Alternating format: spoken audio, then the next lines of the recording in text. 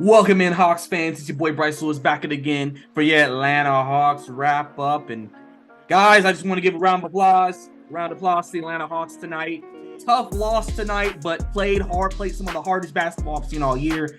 Down 3 starters tonight. Losing on a last shot.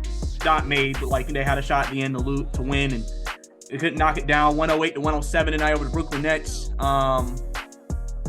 Tough game. Obviously, a lot of people came into this game thinking it's going to be a blowout. I mean, Brooklyn's hot. They got Kyrie Irving and Kevin Durant, and we're down Trae Young, DeAndre Hunter, and Clint Capella. So a lot of people came into this game thinking this wasn't going to end well anyway. And the fact that they came out, really played well, had a lead at halftime, but that third quarter really, was the quarter where they just couldn't score the ball well. But, that happened. This will be a little longer video. I'm not really going to go into stats or anything right now. I'm going to go into 3 main points of what happened in this game. I'm going to go into the last sequence of the game. I'm going to go into the team performance when Trae isn't playing, and just in general moving forward. So first thing is that last sequence of the game. If you follow me on Twitter on Bryce_2K, I already talked about why Nate McMillan did not call a timeout there. Obviously, that's going to be scrutinized. People are going to crap on him. It's just expected. That's just how it's going to be. But the reason why Nate McMillan didn't call a timeout there is what Nate McMillan's always done. I mentioned an example. Game 3 against the Miami Heat last year, the Heat missed a shot. The Hawks were down, I believe, 1 point. He didn't call a timeout. He let Trae push it up the floor, got a floater. They won the game. Tonight was the same situation. Kyrie took a 3, missed it. So he probably was thinking in his head, he took a 3. Obviously, 3s can turn to long rebounds. Get a long rebound, defense may not be set. You may be able to get a good look. You have DeJounte push the ball. Try to see maybe if you can get them out of position. Maybe somebody can get open for a shot. Luckily, Brooklyn was able to disrupt Murray trying to get down the floor, which I think really is what messed it up. Personally, and if I'm Nate, once I saw them kind of disrupt, I would have called timeout immediately. Just to, at that point, that's not going to work. But I see some coaches around the league do that. They will not call timeout in those, goal-to-goal situations because they feel like maybe we can get them out of position and get a good shot that way. Because the thing is, if they call a timeout, obviously the thing is their defense will now be set, and you have to make sure you run a play that can beat that defense. Well, the Hawks have struggled in years past with Nate McMillan at the helm with plays out of timeout. Now, they have had some success this year. Obviously, the Bulls game is one, for example, where they were able to call a great play coming in from out of bounds and win the game. But sometimes you watch the Hawks play, out of bounds plays are not the best for them.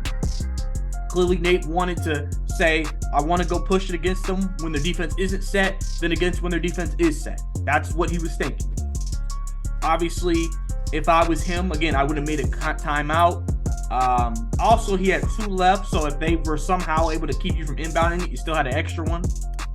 And like I said, it's one of those things where, listen, coaches do it.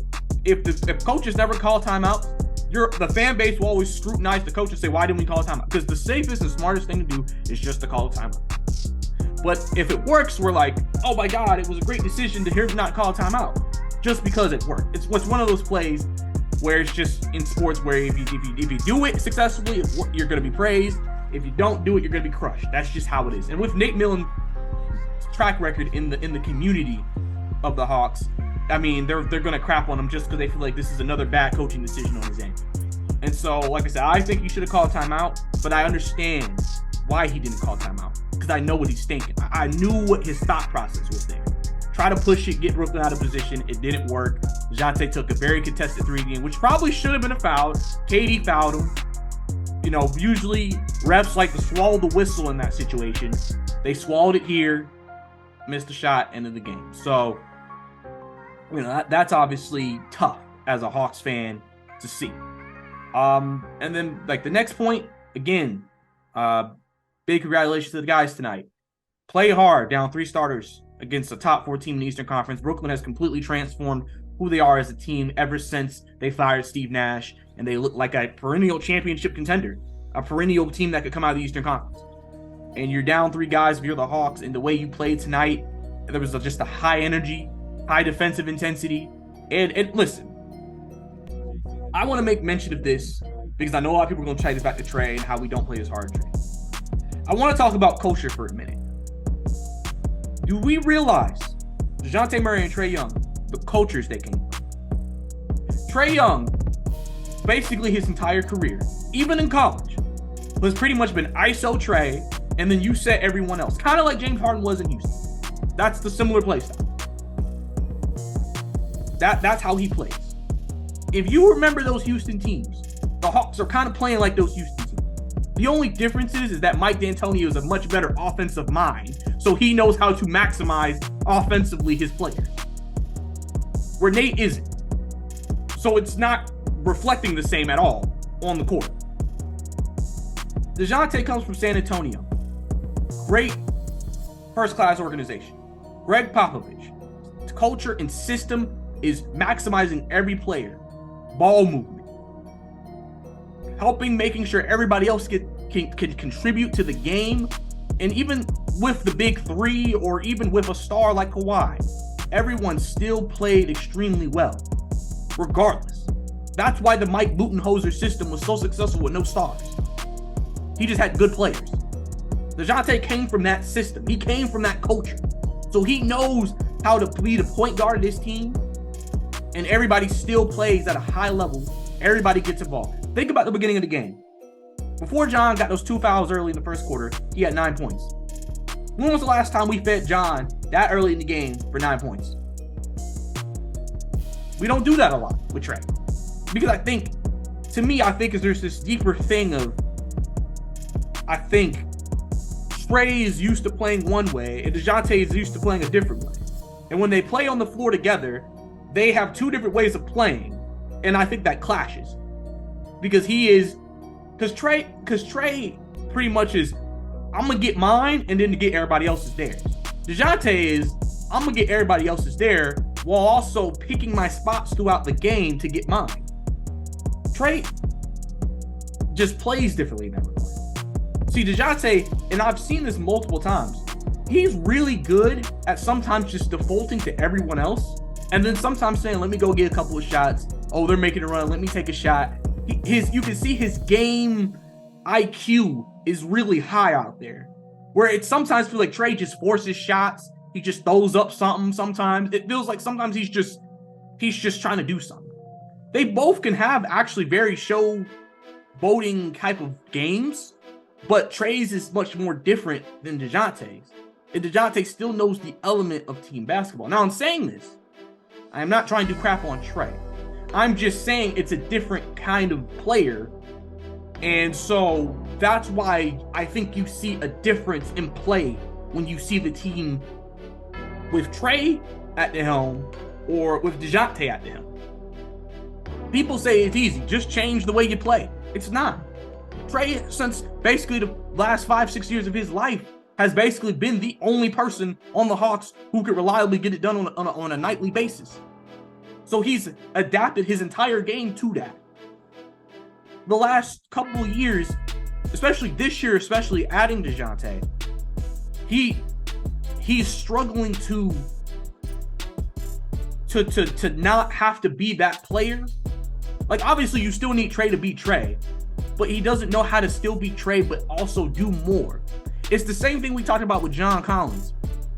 When that year we made these conference finals, how he had to sacrifice, how he had to change how he played the game, do the little things to help the team win. The problem with Trey right now is he doesn't do the little things because he's never been asked to do the little things, because he literally has to be the guy. We need you to get me 30 and 10 so we have a chance to win this game.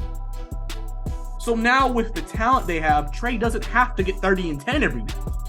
But the problem is that he also hasn't necessarily had to play and do the little things. He hasn't had to do that, and there has been a struggle to adjust. And then on top of that, he's been very inefficient this season, and that hasn't helped. And all of those things contribute to what's going on here and why the team seems to play much differently when DeJounte's in the game than Trey. And also a part of that is this. Sometimes when you know you're down, the team just rises up and says, no one's expecting us to win tonight. Literally, we saw it last year in the Eastern, 2 years ago in the Eastern Conference Finals. when Trae Young got hurt in game 3, didn't play game 4 against Milwaukee. The team, completely different energy level. Everybody played hard.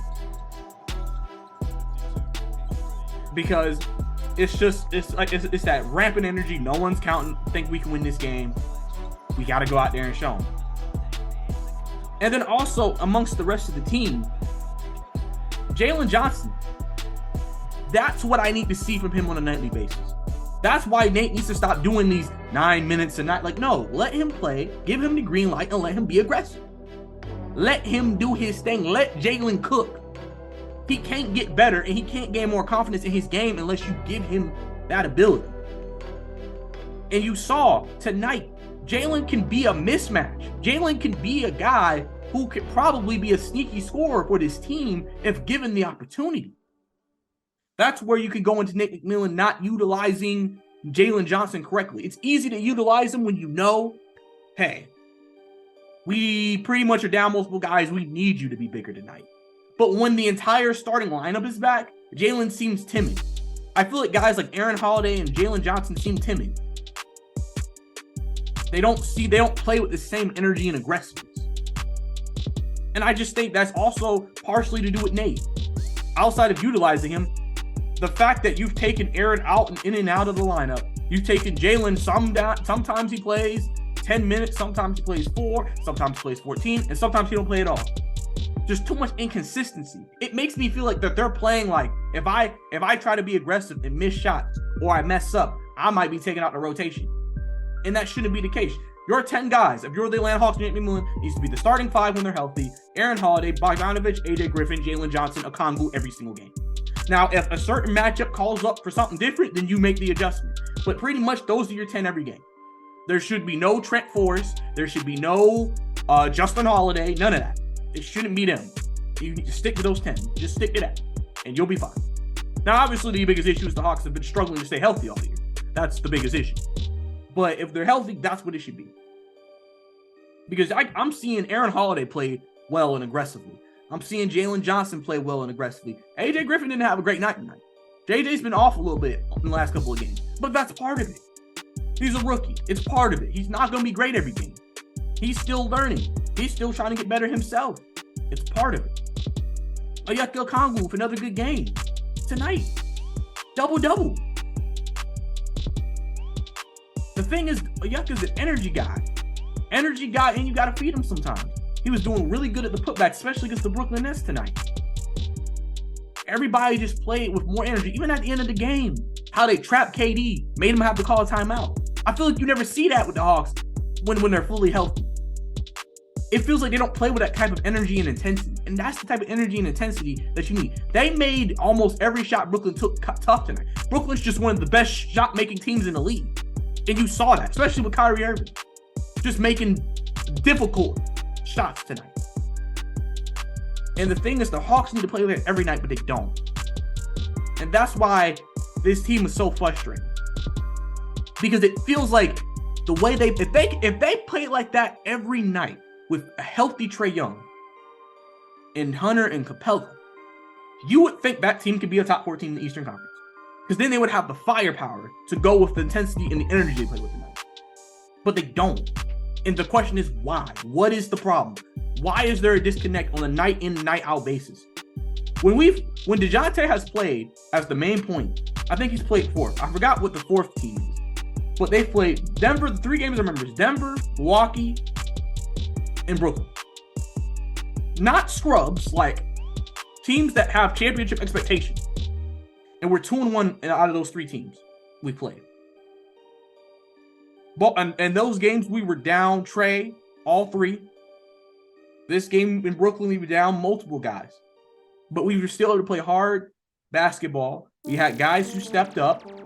We were able to win game, play really good defense. It's like the entire system is completely different when that happens. Completely different. So I think tonight, man, for me, I'm not mad at this performance. Like, I feel like if you're a Hawks fan and you saw this performance on a nightly basis, you wouldn't be mad because you'd be like, my team plays hard every night. The thing is, sometimes it feels like the Hawks just kind of, They're kind of just like, They're just out there. And that's what pisses you off. Because now it's like, you don't enjoy what you're watching. I've seen more people on Twitter say, I don't enjoy watching this team. Why don't you enjoy watching this team? Because of the energy they give out. Games like tonight is what you want to see if you're a fan of the squad. And that's one of the hardest things that is frustrating about the team. Because you don't get this on a nightly basis. You don't. You know, like I said, people are going to push the narratives. People are going to say we need to get rid of Trae Young and everything like that. And I already told y'all earlier why there's a disconnect there. They're coming from two different backgrounds as basketball players. In today's game, you probably need DeJounte's background to be the successful. Trae's the one who's having to make the adjustment. And then everybody has to figure out what they are.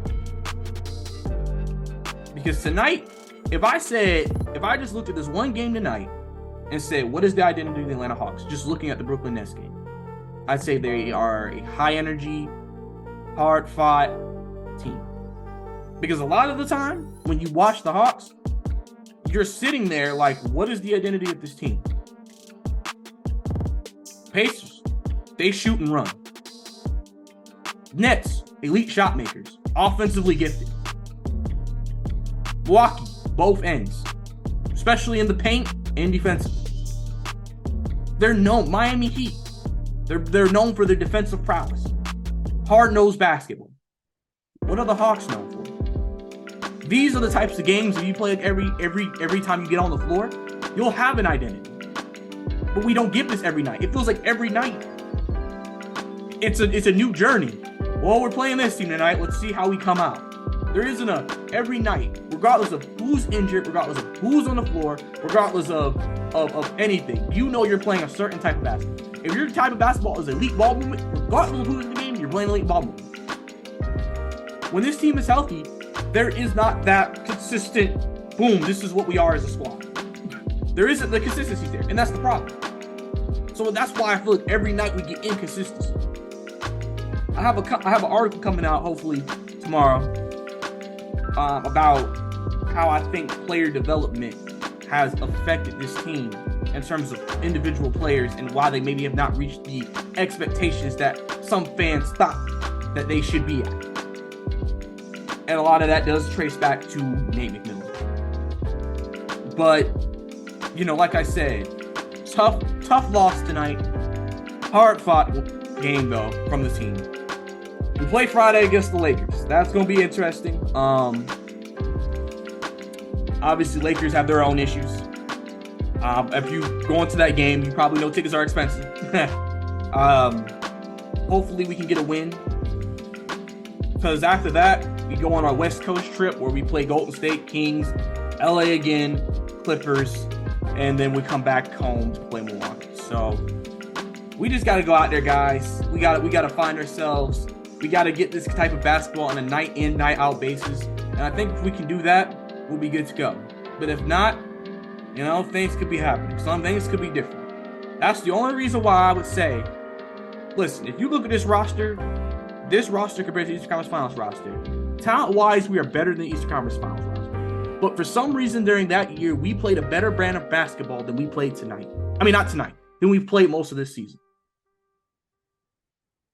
If we can play the brand of basketball we played tonight for the rest of the year, the Hawks will be fine. But we'll have to see what happens. We got to run it back to get back to 500 against LA on Friday, so we'll see what we can do. We got LeBron coming in here with no AD. Listen, you would hope one of the three starters are back, if not all three, hopefully. So we're going to have to see how it goes. But this is your Atlanta Hawks wrap up. I'll see you guys next time.